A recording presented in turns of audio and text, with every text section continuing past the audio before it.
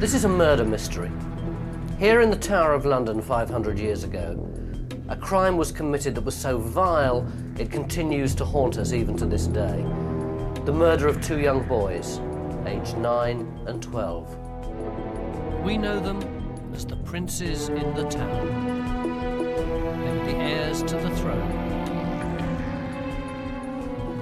And the killer, it's always been assumed, was their evil uncle, the hunchback Richard III, who murdered them in order to seize the throne for himself. It's one of the most famous murders in English history. Even today, Richard III is seen as the arch-villain of English kings. But I'm here to ask one simple question. Did he really do it? Because behind the cardboard cutout villain, there's a much more complex and fascinating character.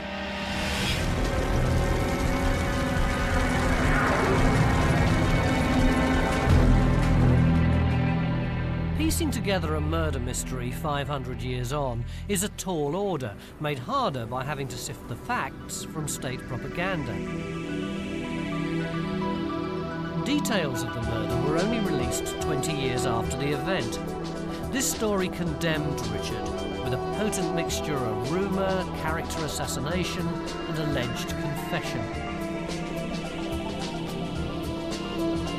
The official version is that Richard ordered his servant, James Tyrrell, to kill them.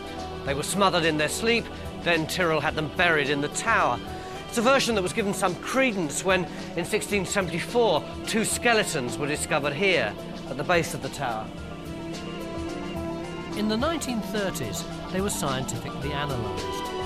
But the study showed only that they were the bones of children.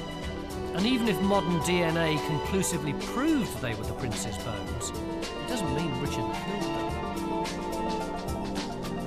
So there's no smoking gun. Instead, we have to look at the balance of probability, judging Richard by opportunity, character and motive. First, motive. The most well-known source is very clear about why Richard killed the princes in the tower, but we learn this not from a historian, but a playwright. Now is the winter of our horse! A horse! My kingdom for a horse!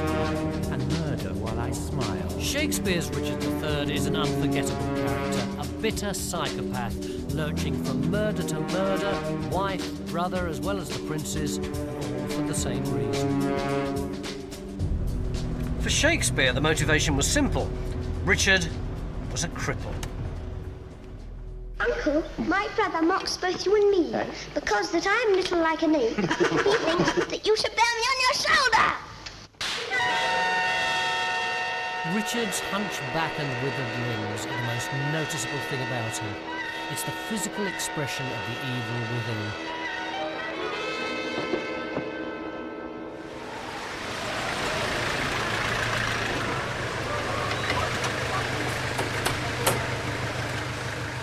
But Shakespeare was writing over 100 years after the event, and we have to remember who he was writing for. Queen Elizabeth I, the granddaughter of Henry VII, the man who finally overthrew and killed Richard. Here, at the Society of Antiquaries, there are clues that Shakespeare's portrait of Richard is deeply flawed, right down to the humped back.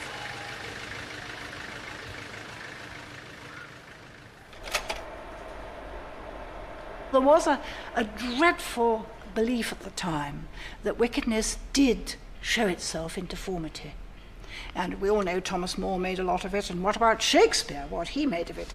This is the best-known portrait of Richard. It clearly shows his right shoulder to be higher than his left. But Pamela Tudor Craig, a world expert on the art of Richard's period, has made an extraordinary discovery. The hump has been painted in. That's this one here? This one here, the originally normal back, was raised only a matter of half an inch or so, at some subsequent date, probably very soon after it was painted, and another link of the chain of his collar was added very badly to suggest that he was unequal. And it's just enough because this shoulder is very sloping down that way, and it does make an unevenness. Is it just me, or do his eyes look a bit mean and his jaw looks a bit tense? Absolutely. And the X-ray that's been made of this, which showed that the shoulder has been raised, also showed that the eyes were not originally so narrow and the mouth not originally quite so tight. The evidence has been tampered with. Richard has been stitched up. In those days, if you wanted a copy, you had to paint it again. And as copies of this painting were made, the hump got bigger and bigger. And to prove the point, here at the Society of Antiquaries, we have a second earlier portrait, one which clearly shows he doesn't have a hump. This one hasn't been doctored. The Tudors never got at this one. It was in the country, in Norfolk, picked up in the 18th century, and that's how it got here. But did Richard have simpler motives that any detective would recognise? Greed, jealousy, or lust for power? Richard III came at the end of 30 years of turmoil known as the Wars of the Roses. Powerful barons with allegiance to the Red Rose of Lancaster or the White Rose of Yorkshire made alliances, toppled kings, and wreaked havoc. Richard's eldest brother, Edward IV, seized the throne in 1461. Richard was just Duke of Gloucester. According to Shakespeare, Richard was jealous and schemed for power from the start, even before the princes were born. Once again, Shakespeare seems to have got it completely wrong, because there's no evidence whatsoever to suggest that prior to Edward's death, Richard was anything other than the most loyal and devoted younger brother. There was a traitor in the family, but it wasn't Richard. It was his big brother George, Duke of Clarence. In 1469, Clarence rose up against Edward. Allying with powerful nobles, he raised an army and in a dramatic coup, toppled Edward from the throne. Edward was forced to flee to the Low Countries. He took a boat from here at King's Lynn. It's said that he left in such a hurry, he was forced to hand over his fur gown in order to pay the captain. He left with just a small band of followers, but it included the 18-year-old Richard. It looked like the end of the road for Edward. A new regime was in power.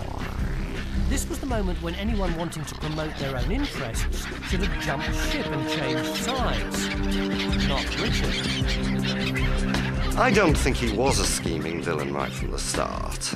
I think his most characteristic feature before 1483 is his loyalty to his brother, Edward IV. The two brothers spent a bleak winter in exile. The following spring they returned, landing just a few miles up the coast from here. But they had with them little over 1,000 men. The odds were still against them. Then Edward made a breakthrough.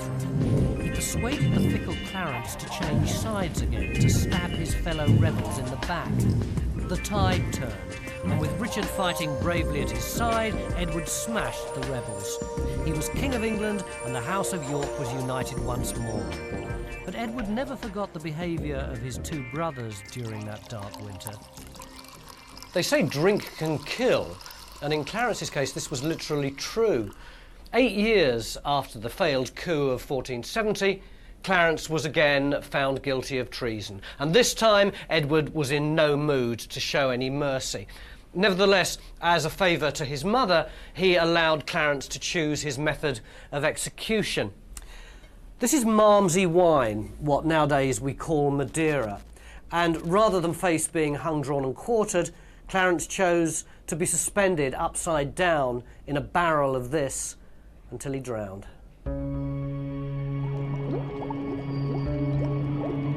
Richard's fate was very different. He was rewarded with vast estates in the north of England. By the time he was 23, he was the richest, most powerful noble in the land and the king's right-hand man, a model of loyalty. And when Edward was blessed with the birth of 2 small boys, the future of the House of York looked secure. England had found stability at last, and Richard had shown not the slightest sign of wanting the throne for himself. We're beginning to get a sense that history may have done Richard III an injustice. He wasn't a hunchback. He didn't betray his brother. At the moment, he certainly doesn't look like the kind of man who would murder his nephews. And I'm not the only person to think that. Incredibly, 500 years on, he's the only King of England with his own fan club. This is the Richard III Society. Each year, it gathers at this small country church close to the scene of Richard's death to honour his memory. It has 4,000 members and branches all around the world. Its mission, to resurrect the dead king's reputation.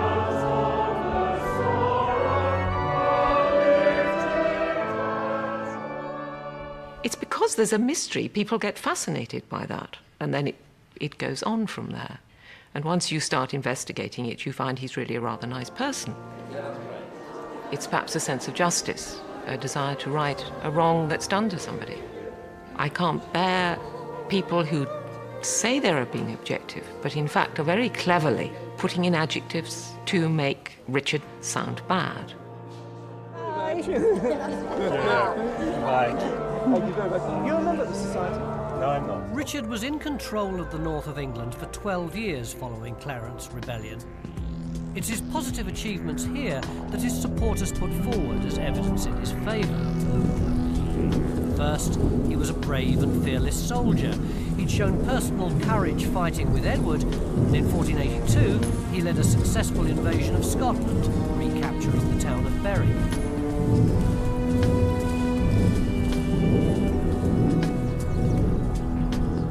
Next, in an age of corruption and lawlessness, he was fair and just, putting an end to the petty feuding of local nobles. The North had been very disturbed since at least the mid-1450s.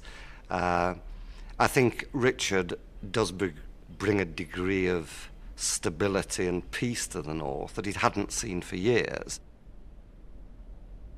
He uses his council as a means of arbitration in disputes. That's not new. Lots of other nobles did it, but he did it very effectively. And he continued that as king. He seems to have developed a particular dislike for the bad administrator. How we wish we had Richard III now. These don't seem to be the actions of a morally bankrupt man. And there's more character evidence to balance the picture of a monster we've been given by Shakespeare. The records show that he endowed universities, gave generously to the church, and paid for masses to be said for the souls of fallen comrades. And it wasn't just a matter of form. He was a pious man who read complex works of theology. The remnants of his personal collection are still held in the British Library. For most 15th century nobles, books were just a status symbol, lavishly illustrated works purely for show.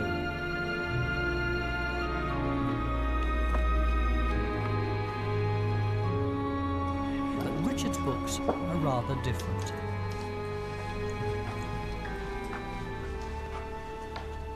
For a start, many of them were second-hand. Take a look at this one. It's plain, it's unadorned, it's well thumbed. Richard's even written in it. See that there? It says, R. Gloucester. Richard bought these books for himself, and he bought them to read, not just to stick up on a shelf. None of the evidence so far about Richard's motivation fits with him being the prime suspect in our murder mystery. He was a model brother to the king, and as far as his nephews were concerned, a model uncle. Then, in April 1483, the king caught a chill after going boating. Within a few days, he was dead. Suddenly, everything changed.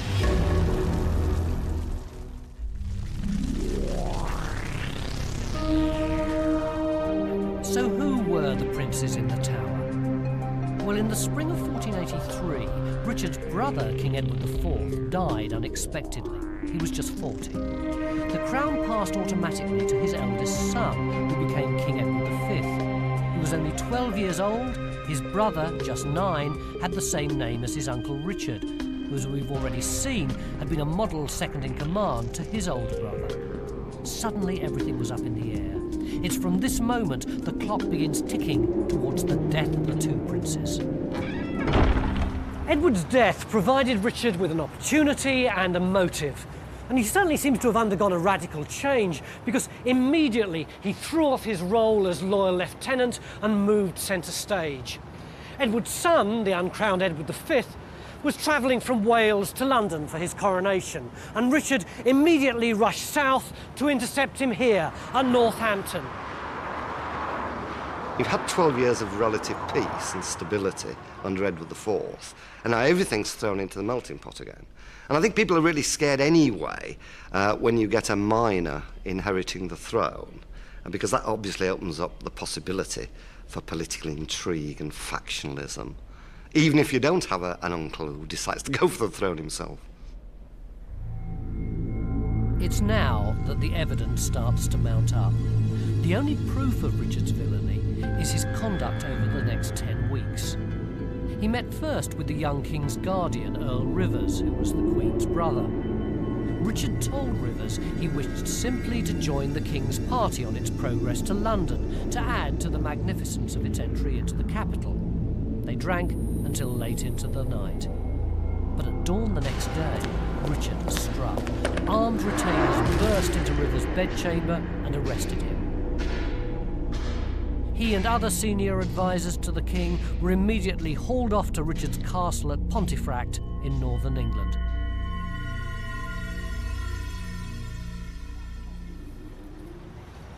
It was the sort of bold and decisive move which, as we'll see, was about to become Richard's trademark. With Rivers and the others now under arrest, he raced down what's now the A5 to the village of Stony Stratford. This house used to be the Rose and Crown, and there's a well-established legend that it's here that the king himself was staying. Thank you very much. The king was told that Rivers had been arrested because he and the rest of the Queen's family were plotting to assassinate Richard. The young king, just 12 years old, protested their innocence. Earl Rivers, he said, was a loyal subject, but it was no use. Politely but firmly, Richard told the king he would now be travelling down to London under his protection.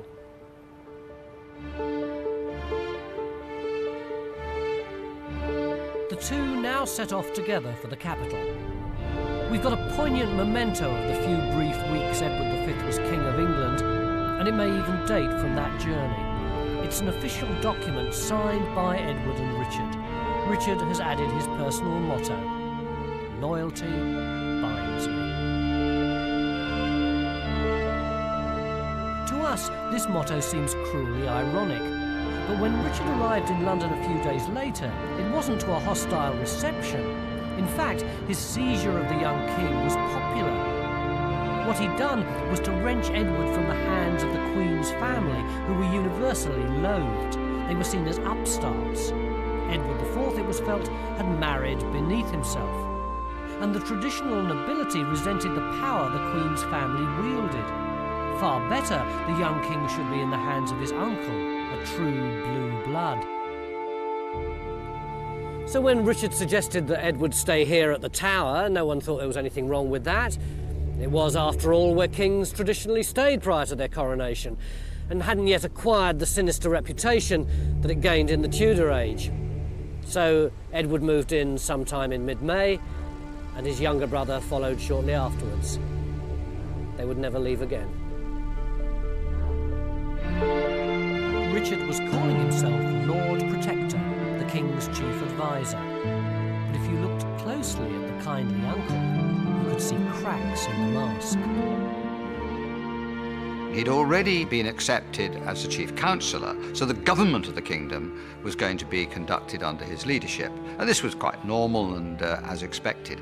However, it wasn't normal in minorities for the protector, as Richard III made himself in the end, to both have the responsibility of the government kingdom and have the custody of the person of the king. Was he up to something? Did he really have the young king's best interests at heart? If he didn't, there was a major obstacle in his way.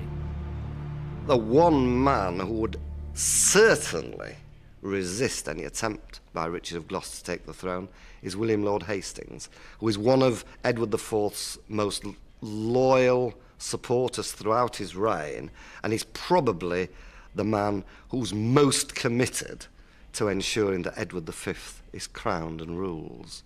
So if you're going to go for the throne, in Richard of Gloucester's position, if you're going to go for the throne, William Lord Hastings is certainly a man that you're going to have to take out.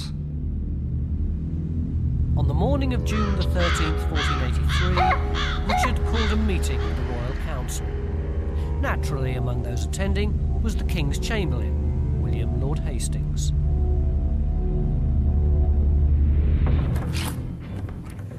It was like a board meeting. On the agenda, the coronation. No one expected what happened next. He started by pulling the same trick he'd used on rivers at Northampton. He lulled them into a false sense of security. He was relaxed, friendly. He even suggested that they sent out for some strawberries. And he left the meeting for a while.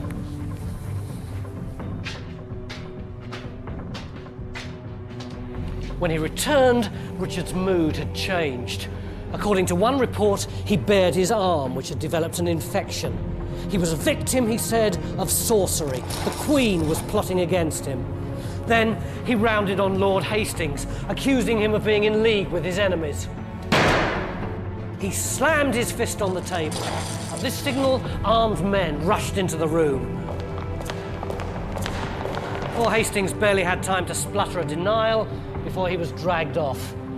A few minutes later, he was dead, beheaded on a makeshift block on Tower Green.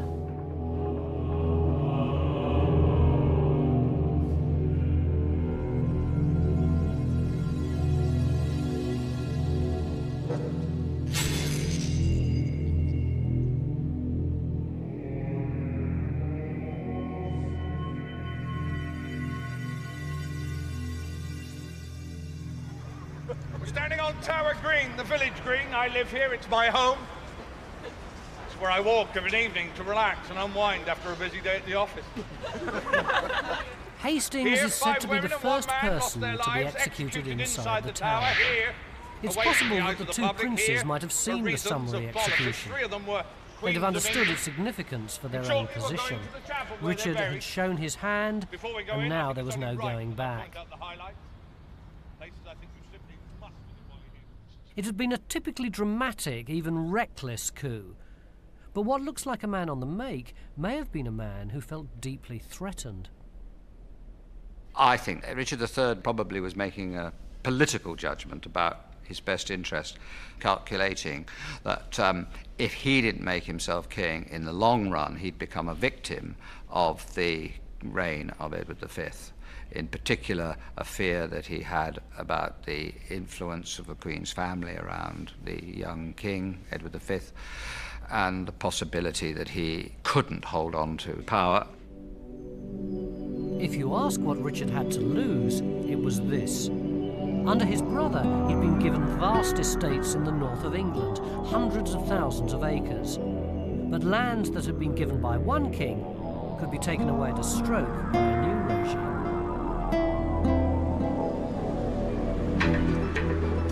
There's another possibility, that he genuinely believed he was the rightful king. It's certainly what he claimed at a specially staged event 9 days after the death of Hastings, just a short walk from the Tower at St. Paul's. Richard had already eliminated opposition within the nobility. Now he made a bid to win over public opinion. On this spot, in the shadow of the old medieval St. Paul's Cathedral, stood something called St. Paul's Cross, which acted as a sort of outdoor pulpit. And here, on June the 22nd, an extraordinary statement was made. It was meant to be a sermon, but the crowds knew the bishop reading it was Richard's mouthpiece, and he was announcing Richard's own claim to the crown. What stunned everyone were the grounds he used to justify it, a series of quite scandalous revelations about Richard's own family.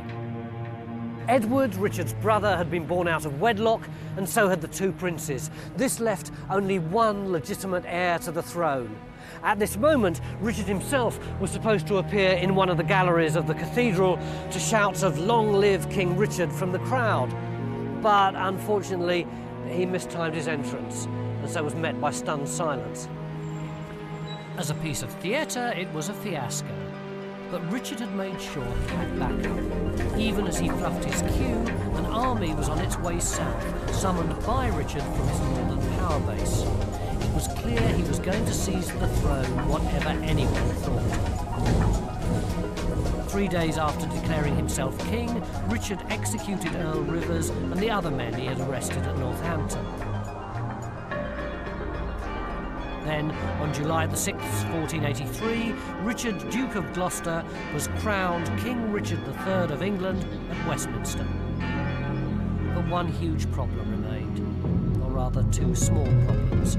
Somewhere deep in the bowels of the tower, the two little boys.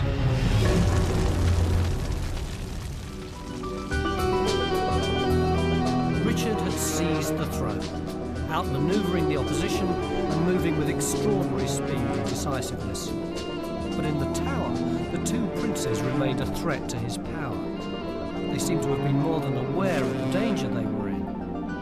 The young king, reported a contemporary chronicler, sought remission of his sins by daily confession and penance, because he believed that death was facing him. Before the coronation, the boys had been seen regularly, playing in the grounds, but now the sightings stopped altogether.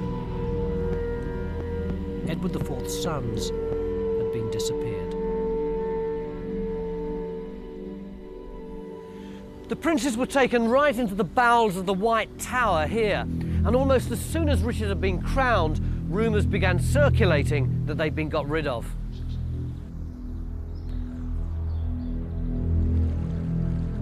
No court would convict Richard on the evidence. The princes had disappeared, but in law that doesn't prove a crime's been committed. The story that Richard got his servant to kill the princes only came to light 20 years later. The bones of the young boys were discovered 200 years afterwards. If the Tudors had the man who'd done the deed, why couldn't they also produce the bodies? The evidence against Richard is purely circumstantial and doesn't sit easily with what we know of his character after he was crowned. If someone like the Bishop of St. David's, Thomas Langton, who one knows quite a lot about, he was a rather delightful, well-educated cleric. If he says about Richard, God has sent him to us for the weal of us all, I never liked the condition. Any prince has got great thanks of God and love of all his subjects, rich and modesty of mind. Behind whom shall we place our Richard? None. Certainly none. But if not Richard, then who? Like the identity of Jack the Ripper or the shooting of JFK, there's been a whole host of pet theories and alternative suspects. First up, the Duke of Buckingham. No portrait exists, but he was a slippery careerist who helped Richard's bid for the throne. But if he did have a hand in it, he seems to have regretted it pretty quickly. In the tense months following the coronation, there was a major rebellion against Richard. Buckingham, perhaps feeling the tide was turning, threw in his lot with the rebels. They started by aiming to free Edward V from the Tower, but halfway through switched to supporting a minor Welsh noble, Henry Tudor, a sure sign that people believed the princes were already dead. Henry Tudor would eventually become Henry VII, which brings us to our second suspect, Henry Tudor's mum. The theory is that she had the princes killed as part of a scheme for her own son to emerge as the principal rival to Richard. Murderous or not, that's what happened. But in the end, the rebellion went off at half-cock and was easily suppressed. Henry had to scuttle back to exile in France. But one objection rules out both these suspects, and it also gives us our only real alternative murderer. To kill the princes, you had to get at them. With the two boys locked securely in the tower, only the king has access to them. But which king? Richard was only on the throne for 2 years before Henry VII took over. Suppose Henry, at his moment of triumph, had ridden into London and found the two boys still alive in the Tower, the true heirs to the throne. Is Henry VII our real villain? There's little doubt that Henry would have killed them if he'd found the princes alive. Their claim to the throne was better than his. The Tudor smear campaign against Richard could be just a cover-up. It's a lovely theory. But common sense says it just doesn't hold water.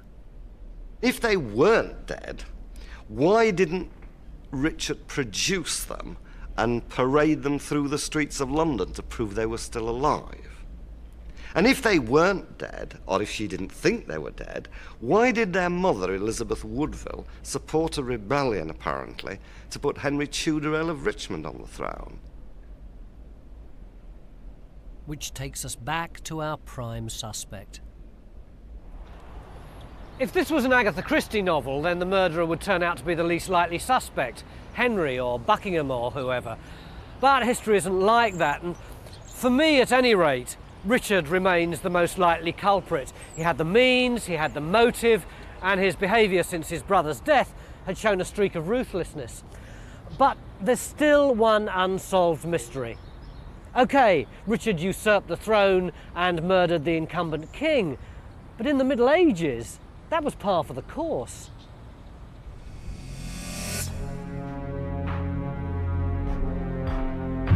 I think it's probably a mistake to select Richard III for special denigration.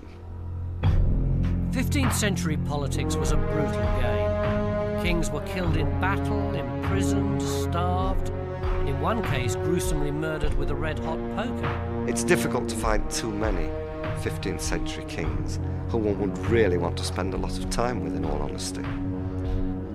At King's Lynn, Richard had seen a king turfed out of his own country, who needed to be tough to survive. It's probably easiest to think of these people not like our present-day royal family, the Queen and Harry and Wills and Prince Charles, but as present-day mafia dons, with their bands of thugs and their struggles for power. No matter how many people got hurt, how many people got killed, it was just business. Nothing personal. So why pick on Richard? He's the victim of a process of myth-making and legend, and that process began here, in this bleak field. It was here that he met his nemesis, Henry Tudor. He's the grandson of an illegitimate son, the bastard son of John of Gaunt, who's the third son of Edward III. So he has no claim to the throne at all. I was going to say that doesn't sound very impressive. It's very unimpressive. This second rebellion of Henry's was the last round of the Wars of the Roses, and Henry led it for one simple reason. It was the only claimant to the throne the House of Lancaster had left. Henry had been in exile in France for the last 14 years, and the army he brought to England comprised mainly of French mercenaries. This was a foreign invasion, not a popular uprising. He landed at Milford Haven in Wales on August the 7th. 2 weeks later, he arrived at Bosworth Field in Leicestershire. Richard was waiting for him.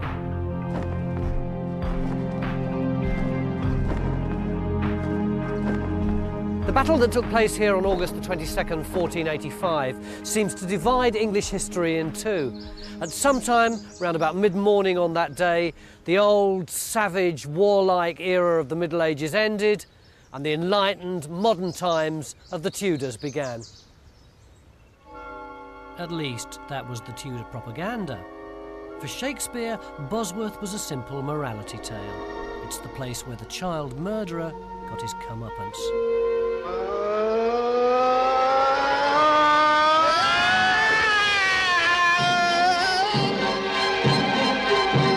Give me another horse!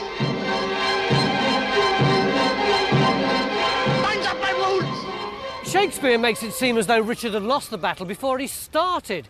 He was haunted by nightmares, he was alone and friendless. But actually, it wasn't anything like that. On the morning of the 22nd, you'd have put your money on King Richard. Henry Tudor, the Welsh pretender, was a rank outsider. At dawn, the two men mustered their troops, and Henry would have been only too aware of the disparity in their forces. His army numbered around 5,000. Richard's was probably closer to 10. And Richard believed God was on his side. He paraded the cross before his men, perhaps this one, which was found nearby many years later. In every way, he had the strongest position. Henry was down there in that hollow where the flagpole is, and Richard was up here on the hill. So the king had got the advantage of the high ground, and he'd got an army about twice as big as Henry's. But he'd got his problems too. He'd spent an uneasy night. Shakespeare reckons he was racked with conscience. But it's more likely that he was wrestling with practical issues.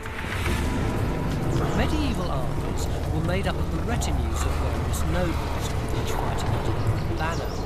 And Richard was painfully aware that he was heavily dependent on the troops of one man, Lord Stanley, a powerful landowner from the northwest of England, who also happened to be Henry Tudor's stepfather. Lord Stanley was a man who'd always managed to be on the winning side, and gradually became a very powerful and influential person, so that most kings needed him on their side. Something he was able to use to his own advantage. So Richard was up here, Henry was down there, and over there somewhere was Stanley with his troops, hedging his bets, waiting to jump in when he saw what was best for Stanley. The battle started at the bottom of the hill when the two vanguards engaged. It would have been brutal and bloody. Blow for blow, arrow for arrow, the battle raged through the early morning. Everyone knew that time was on Richard's side. The longer the battle lasted, the more likely his superior numbers would tip the balance. Then suddenly Richard noticed that just over there, to the left of where those farm buildings are today, Henry and a few of his followers had become detached from the main body of the army. His old reckless streak reasserted itself. What if he could kill Henry? He could finish the battle and save his kingdom at one blow. He couldn't resist it. He gathered together some of his most loyal supporters and ordered a cavalry charge, down the hill and straight at Henry.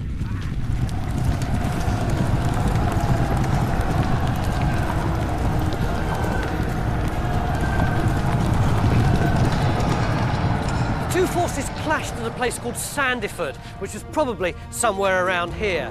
Richard killed Henry's standard bearer, he killed a second man, and by this time he was probably just yards away from Henry, who would have been surrounded by a mass of French mercenaries. But at that moment, Richard's horse was killed from under him. His all-or-nothing gamble had failed. The attack faltered.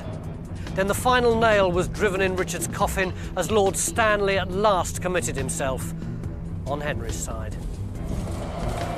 Looking up to see Stanley's troops swarming around him, Richard must have realised he'd had it. But he fought on, according to eyewitnesses, screaming in fury at the treachery of his allies. One thing even Richard's enemies never questioned was his courage. Forget a horse, my kingdom for a horse. One of his men offered him a horse so he could make his escape, but he refused and went down fighting. He was probably hacked to death by French pikemen as he lay writhing in the mud, and his body was stripped naked, slung over a horse, and then paraded through the streets of Leicester. Thus died the last medieval king of England.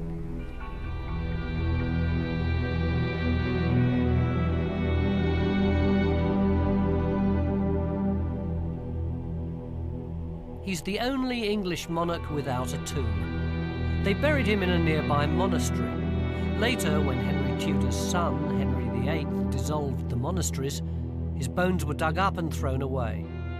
It's said his coffin ended up as a horse trough. The Tudors wanted to rob him of all dignity. One of the aims of Tudor propagandists is to paint a really black picture of the Wars of the Roses as a warning as to what can happen when you have dynastic strife. And since Richard III is the last of the Wars of the Roses kings, and the one whom Henry VII turfs off the throne anyway, he comes in for particularly powerful denigration. For the Tudors, Richard became a lesson from history. This was what happened when you overthrew the rightful king. But we found the one-dimensional villain presented by Shakespeare is a caricature. The real Richard probably murdered his nephews, but he was far from being the monster of popular legend. And that's where our story might have ended. But then, while we were making this programme, a chance discovery in a French archive turned all of this on its head, forcing us to totally rethink not just Richard, but every royal since.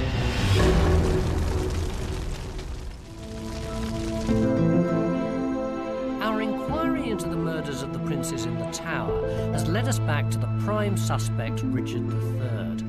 But it was never quite clear what drove him, why it was that the loyal brother of the years before 1483 was suddenly transformed into a brutal usurper.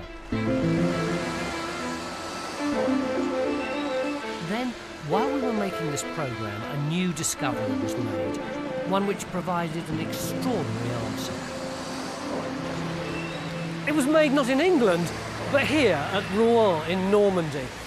Richard, remember, based his right to the throne on the claim that his brother Edward, who was the father of the two princes, was illegitimate and shouldn't have been crowned king at all.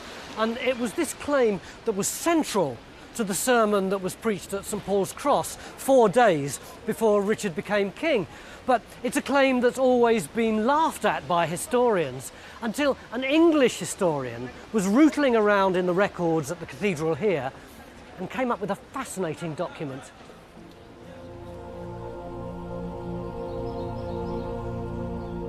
To understand it, we need to go back a bit to the period before Richard was born, before the Wars of the Roses, when England was still at war with France. Richard's father, the Duke of York, was serving with the English garrison here at Rouen. Rouen was the English HQ in France, and he had his whole family with him. Richard's eldest brother, later King Edward IV, was born here in 1442. And the key thing to understand is that Edward only became king because the Duke of York was of royal blood. Mike Jones was just here to research the 100 Years' War when he stumbled across a passing reference to the Duke of York in the daily log of the cathedral. Unfortunately for Edward IV, he was good at maths. It was here in Rouen in 1441 that Edward IV was conceived, wasn't it? That's right. So why is this document so important? This is the cathedral register for the summer of 1441. It tells us the clergymen are being paid for a sermon to be delivered for the safety of the Duke of York going to Pontoise on campaign. He wasn't there at the crucial time. He's not with his wife. So even though Edward IV was conceived here, his dad wasn't here? That's right. It had to be somebody else? It would. It's there in black and white. Here's the maths. Everything indicates he was born at full term. There's no record of him being small or sickly. In the Middle Ages, they didn't understand about 14-week pregnancies, but we know that Edward's birth date of April the 28th means he must have been conceived around the first week of August. The Duke of York was fighting in Pontoise from July the 14th to August the 21st, but the register provides further evidence. When the second son, who was to die young, was born a year later, the register records a massive celebration for his christening. No expense is spared. The whole cathedral is thrown open, the relics, the choirs singing, the most precious objects are put on the altar. Edward's christening is hushed up. It's in a tiny private chapel in the castle. It's so extraordinary to celebrate the second son with so much more honor than the first. And thus, with the second son, the couple had more to celebrate. Edward's got to be a bastard, isn't he? I think so. The records here back up gossip from the time, because when Richard made his extraordinary claim at St Paul's Cross that Edward was illegitimate, it didn't come out of the blue.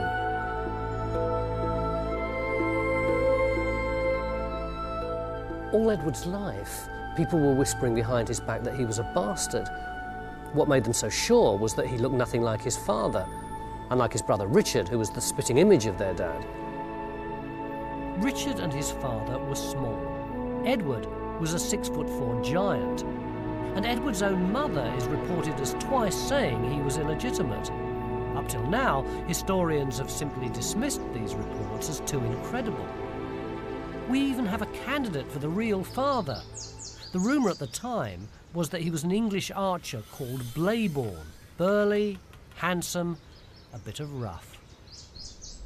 So it may be that Edward IV, rather than being descended from the noble house of York, was in fact the child of a presumably very tall archer from the garrison at Rouen.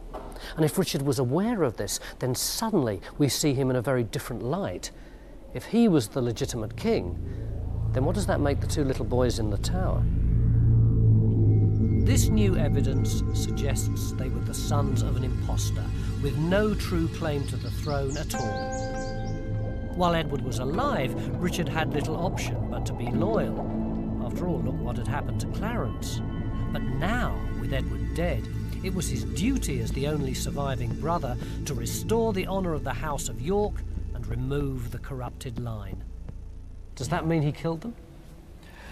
I think he did, but I think it was a matter of necessity rather than evil, grasping ambition. Why necessity? Because they attracted the faction that wanted to unseat the rightful claim and put the rivals on the throne. And yet it did affect him afterwards. I think it had a colossal effect on him. He felt that it was an act that he had to do, and at the same time must have felt enormous remorse for what was a grievous sin. But the Battle of Bosworth meant Richard failed. The legitimate line died out. It was the archer's DNA through Edward which entered the royal bloodstream. Because as well as the princes in the Tower, Edward had a daughter, and she became the bride of Henry Tudor, who wanted what he thought was good royal blood to boost his own feeble claim to the throne. The rogue genes were firmly lodged in the royal line.